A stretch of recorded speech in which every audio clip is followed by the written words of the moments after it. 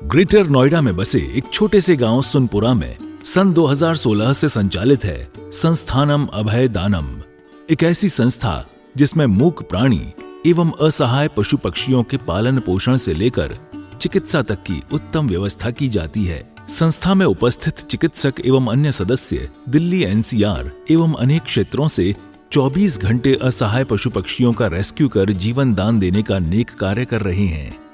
संस्था में ज्ञान दानम गुरुकुल भी चलाया जा रहा है, जहां छोटे बच्चों को लौकिक शिक्षा के साथ जैन धर्म एवं जीवन उपयोगी संस्कार भी दिए जा रहे हैं।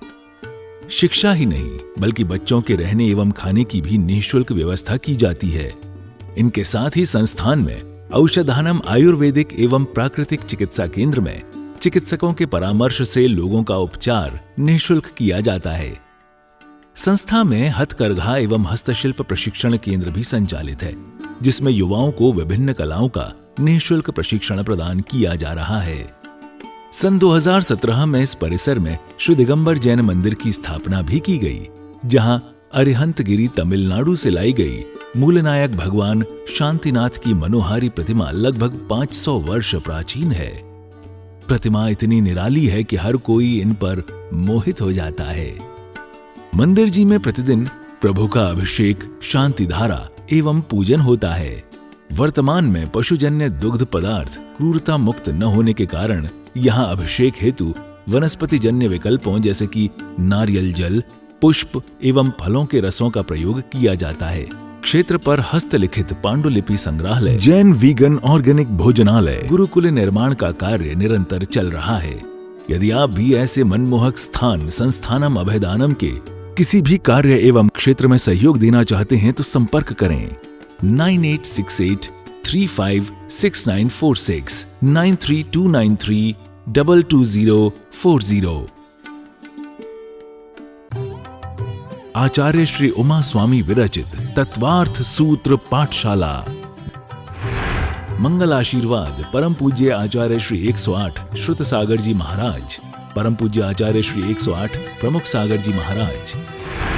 प्रेरणा स्रोत परम पूज्य मुनि श्री 108 प्रणम्य सागर जी महाराज एवं परम पूज्य पाठशाला प्रणेता मुनि श्री 108 हनुमान सागर जी महाराज।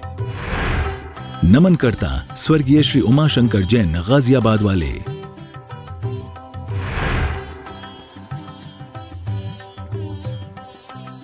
छायक दर्शन मतलब जब दर्शनावरणी कर्म 6 हो गया, छायक दान लाभ भोग भोग वीर, जब अंतराय कर्म 6 हो गया। ये सब हो किसकी वजह से रहे हैं? वो हो रहे हैं मोहनी कर्म की वजह से, कि हमें अभ्यास के द्वारा धीरे धीरे धीरे धीरे मोह खत्म करना है कि जो जीव जो कर रहा है वो करता रहे।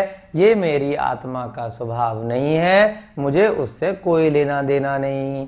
किसने मुझे क्या बोला, मुझे उससे द्वेष नहीं करना। कोई गाली दे के चला गया, कोई थप्पड़ मार के चला गया, कोई मेरी संपत्ति का नुकसान करके चला, क्यों? क्योंकि अगर मैंने द्वेष किया तो मेरे बदले की भावना की वजह से मेरी आत्मा में कर्मों का बंधन हो जाएगा, फिर मेरा मोहनी कर्म जुड़ जाएगा यहाँ पर। और जब मोहनी कर्म जुड़ जाएगा तो हम 8वें अध्याय में पढ़ेंगे कि 70 कोड़ा कोड़ी सागर तक मैंने संसार के साथ अनुबंध कर लिया कि अभी भैया फिर मैं पैदा होऊंगा उससे बदला लेने के लिए, बार बार 70 कोड़ा कोड़ी सागर तक। फिर बीच में मैं नए दोबारा दूसरे कर्म कर दूंगा, फिर और मेरा अनुबंध हो जाएगा, फिर एक का बदला लूंगा, फिर दूसरा कर दूंगा। तो ये संसार का चक्र मेरा चलता रहेगा। वो जीव अगर कहीं दूसरी योनि में जन्म ले गया, वो सुअर बन गया, वो गधा बन गया, वो घोड़ा बन गया, तो मेरे साथ क्या होगा? मैं उसके पीछे पीछे सुअर की योनि में जन्म ले लूंगा। वो गधा बन जाएगा तो पीछे पीछे मैं गधा बन जाऊंगा। तो ऐसे बार बार बार बार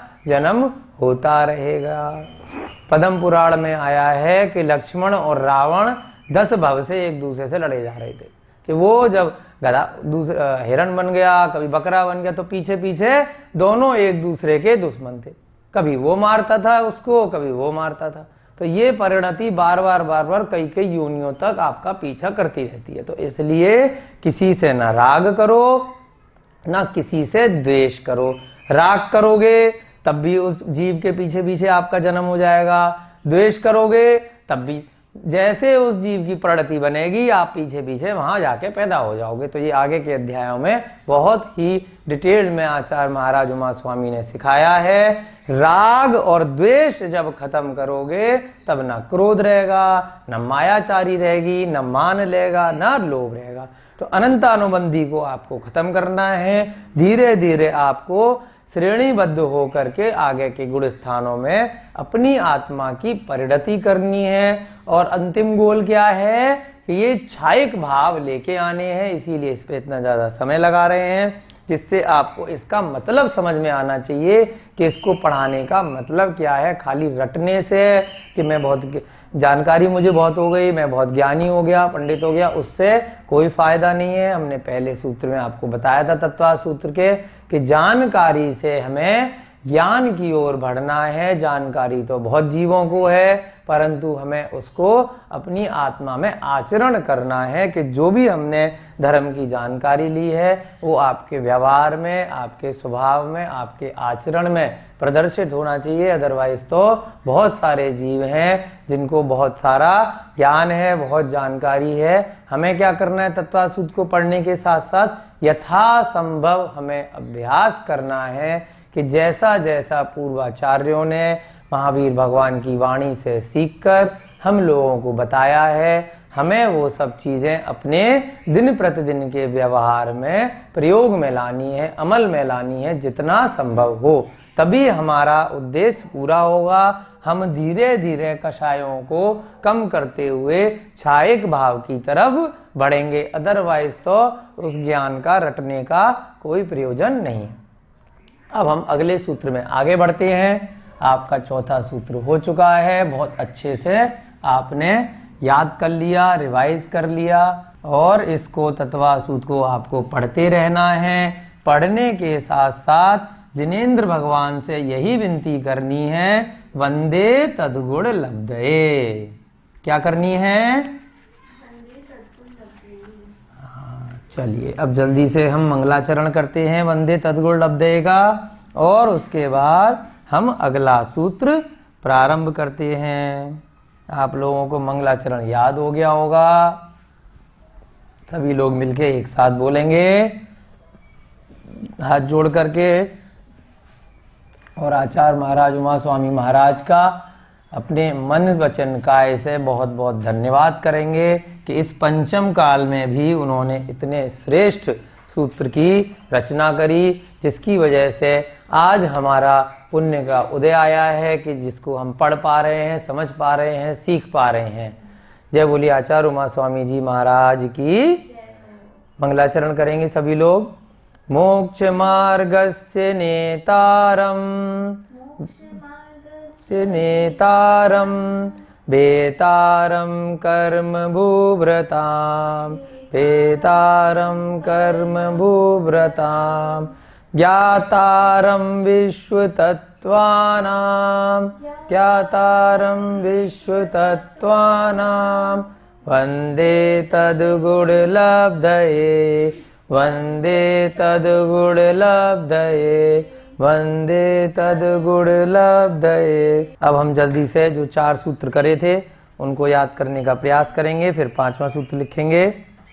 औपशमिक छायकौ भावौ मिश्रस्य जीवस्य स्वतत्व मोदयिक पारिणामिकौ च द्विनवाष्टादशैकविंशति त्रिभेदा यथाक्रमम् सम्यक् चारित्रे ज्ञान दर्शन दान लाभ भोगोपभोग वीर्याणि च।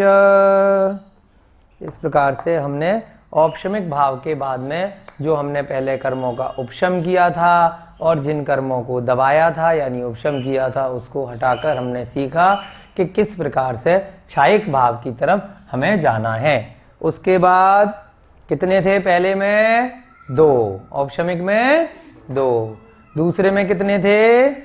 9, तीसरे में कितने थे? दूसरे सूत्र में बताए थे अष्टादश। अष्टादश का मतलब क्या है? 18। और कौन से थे? औपशमिक, छायक और तीसरा मिश्र। मिश्र को हमने क्या बोला? छायक और औपशमिक का मिक्स यानी छायोपशमिक। यानी कि कुछ गुण तो हमने जो दबाए थे वो 6, उसको हटा के 6 कर दिया, और कुछ दबे रहे, यानी कि धुंधली प्रकृति, गंदला जल, जब बाल्टी को हिलाया तो वो मिक्स हो गए, यानी कि कुछ उठा के हमने 6 कर दिए और कुछ अभी दबे हुए हैं, यानी कि क्या बोलते हैं इसको, हमने उस दिन लिखवाया था कि गुणों का कुछ अंश प्रकट हो गया, आत्मा के गुण का पूरी तरह से प्रकट हो जाएगा तो छायक हो जाएगा, और कुछ कुछ हो गया तो क्या हुआ, छायोपशमे। यही वर्तमान में हमारे लिए सबसे महत्वपूर्ण है। कोई जीव बहुत ज़्यादा ज्ञानी होता है या उसकी बहुत ही अच्छी प्रकृति होती है, किसी जीव को बहुत कम मति सुत ज्ञान होता है, किसी को थोड़ा ज़्यादा होता है, किसी को अवधि ज्ञान तक पहुंच जाता है, तो वो कैसे हो रहा है, ये सारे ज्ञान की परिणति बढ़ रही है। छायोपशम बोलते हैं कि इस जीव का क्षयोपशम ज्ञान का बड़ा अच्छा है, यानी कि बहुत ज़्यादा क्षय कर रखा है और उपशम भी कर रखा है। बाकी का क्या है कि न क्षय है न उपशम है, जो नॉर्मल है ना, जिन जीवों को बिल्कुल भी उनको ज्ञान की अवस्था नहीं है। तो क्षय उपशम की दृष्टि से कोई क्लास में स्टूडेंट है बहुत होशियार होता है, पढ़ा टीचर सबको बराबर रहा है, कोई थोड़ा वीक होता है, किस वजह से है, इस क्षय उपशम की वजह से, क्योंकि क्षय अगर कर दिया तो भैया फिर तो केवल ज्ञानी हो गया, और खाली उपशम किया है तो वो टेम्परेरी होता है, उसको खाली बताया है कि दबा दिया है ना, वो थोड़ी देर के लिए जल साफ होगा और नीचे रहेगा, बस दबाया है, बाद में फिर से आपका वो चीज आ सकती है। और जब क्या हुआ, क्षयोपशम बोलते हैं इसको, तो उसके लिए कितने भेद बताए इस वाले सूत्र में, 5 सूत्र में अष्टादश 18 कैसे बताए आचार्य महाराज ने बहुत ही बुद्धिमत्ता के साथ में। ज्ञाना ज्ञान, ज्ञाना हमने पहले भी बताया था, कई लोग पुराने लोग जो हैं प्राकृत में तो ज्ञा वर्ड आता ही नहीं है, ज होता है, तो इसको ज में क्योंकि हमने ऐसे बनाया है तो इसको क्या बोलते हैं, ज्य। ज्ञाना ज्ञान भी बहुत सारे लोग उच्चारण कर सकते हैं, वो मुख्यतः बल्कि ज़्यादा सही है, परंतु वर्तमान में हम इसको अभ्यास हो चुका है, हिंदी भाषा जो लोग बोलते हैं ज्ञा करके पढ़ते हैं, तो दोनों सही है वर्तमान की अपेक्षा से, परंतु मुख्य रूप से इसको ज्य भी बहुत सारे लोग बोलते हैं, वो भी सही है, वो ही मुख्य रूप से सही। तो क्या है, ज्ञाना ज्ञान या ज्ञाना ज्ञान। दर्शन, उसके बाद लब्धेश चतुस्त्री, लब्धय लब्धय आधा श फिर चतुस्त्री, उसके बाद फिर से त्रि, फिर पंचभेदा, फिर से त्रि, फिर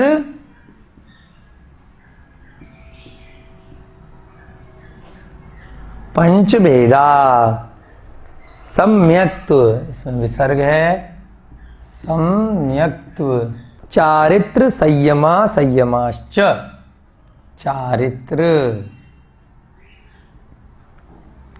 संयमा संयमाश्च। आज के सूत्र के बाद में हम प्रयास करेंगे कि आपको जो 14 गुण स्थान है आत्मा के, क्योंकि आत्मा के जीव की बात चल रही है, तो उसको भी कल की कक्षा में या बीच में जब भी समय मिलेगा तो शॉर्ट में थोड़ा सा आपको 14 गुण स्थान से परिचय करा देंगे कि कौन कौन से गुण स्थान होते हैं, क्योंकि यहाँ पर एक शब्द आया है संयमा संयम, तो ये वर्ड गुण स्थानों में ही पाया जाता है। एक वर्ड आता है सराग संयम, है ना, क्षीणमो, सूक्ष्म सांप्राय, सयोग केवली, अयोग केवली, मिथ्या, तो ये सारे बहुत सारे वर्ड हैं, 14 गुण स्थानों के नाम होते हैं। तो जैसे उनके नाम होते हैं उसी प्रकार से आत्मा की जो भावों की अपेक्षा से, गुणों की अपेक्षा से, गुण स्थान गुणों की अपेक्षा से धीरे धीरे उन्नति होती जाती है, परिणति होती जाती है, 14वें गुण स्थान में जाकर के जीव सिद्ध बन जाता है। तो ये सब एक बार आपको लिखवा देंगे, क्योंकि ये चीज़ बार बार कई अध्यायों में गुण स्थान पर चर्चा में आता है, प्रवचनों में भी आप बार बार सुनते होंगे, जहाँ पर भी आप चाहे मंदिरों में या टीवी पे, तो गुण स्थान 14 क्या होते हैं वो सब भी आपको अच्छे से नोट्स अलग से बनवा देंगे। कौन सा सूत्र है इसका? नंबर 5वां सूत्र है। अब इसका संधि पहले पढ़ेंगे, फिर संधि विच्छेद करेंगे। कैसे पढ़ा? ज्ञाना ज्ञान दर्शन लब्धयश्च चतुस्त्री लब्धयश्च तुस्त्री त्रि पंचभेदा सम्यक चारित्र संयमा संयमाश्च। अब इसका संधि विच्छेद कैसे करेंगे? ज्ञाना ज्ञान क्या होता है भाई? 2 बार ज्ञान क्यों लिखा है? बहुत इंटेलिजेंट आचार्य महाराज। ज्ञान प्लस अज्ञान है ना, संधि कर दी तो क्या बन गया? ज्ञाना ज्ञान। और वैसे क्या है? ज्ञान भी है इसमें और अज्ञान भी है। फिर क्या है? दर्शन। फिर क्या है? लब्धि लब्धय। ये हमने इसीलिए नहीं मिटाया था। यहां पर नीचे क्या लाइन लिखी थी कल हमने नोट में? छायिक भाव को लब्धि भी कहते हैं, इसका पर्यायवाची है। आचार्य महाराज ने वहां पर खाली छायिक लिख दिया, लेकिन यहाँ पर उन्होंने लब्धि शब्द का प्रयोग किया, जिससे कि आपको पता होना चाहिए कि लब्धि का मतलब क्या हो गया? छायिक भाव में से कुछ भाव यहाँ पर लेंगे छायोपशमिक के अंदर। उसके बाद क्या आया? चतु। चतु माने 4। फिर क्या आया? त्रि। फिर दोबारा से आ गया त्रि माने 3। फिर क्या आया? पंचभेदा यानी 5 भेद।